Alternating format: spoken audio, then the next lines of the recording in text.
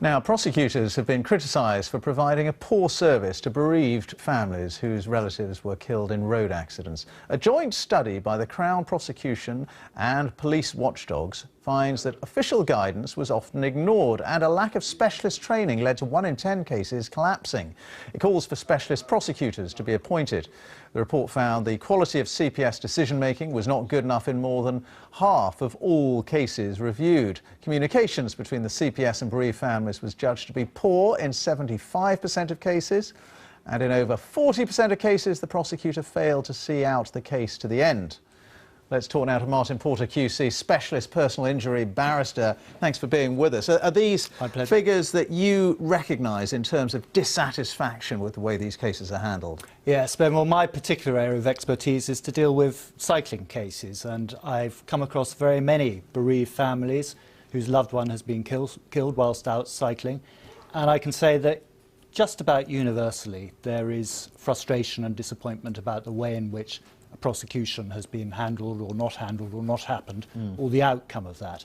So this report is very welcome in highlighting some of the difficulties that frequently arise. And just to isolate one example, one striking example is that in a full 2/3 of cases, victims' rights under the Victims' Right Review are not honoured. So if there's an adverse decision, adverse to the interests of a victim, in 2/3 of cases, that has not been adequately But what's dealt the with. key to making it better, to making prosecutions more efficient? Well, the report does repeat a recommendation that's been made in the past that one should look for specialist prosecutors to deal with these very sensitive cases, and they should be dealt with the same importance as any other homicide report. I must say that very frequently people, particularly vulnerable road users, cyclists and to some extent pedestrians, will say that if you want to get away with killing somebody, do it behind the wheel of a car and you can do it with impunity. But what is going wrong? Is it that people are being prosecuted with the wrong charge? Is it that the prosecutors are not charging people with the right thing, or what's going wrong? That is definitely a large element of it. Parliament introduced a new charge some years ago, causing death by careless driving, which objectively speaking is a good thing because it catches potentially more criminals who would otherwise get away with virtual impunity or with impunity. But the difficulty is that the charging standards have become less ambitious, so a lot of the cases that would once have been charged as causing death by dangerous driving are now charged as causing death by careless driving. So we find the number of cases of causing death by dangerous driving is decreasing, has decreased since the introduction of the lesser charge.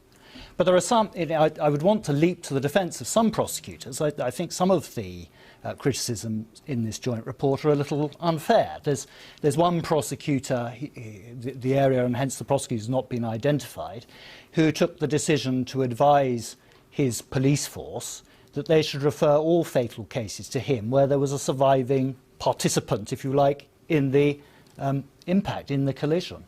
And that seems very sensible. So there's a second view in relation to all these cases where there's been a fatal outcome.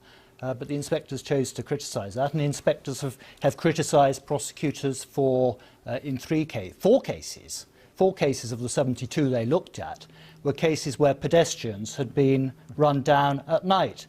And the inspectors said, well, it's unrealistic to expect car drivers to see pedestrians at night. So there are elements there where I feel that the inspectors are almost less ambitious than the police and the CPS, if that were possible. All right, well, thank you so much for your views. That's Martin Porter QC, specialist personal injury barrister. Thank you so much. Thank you.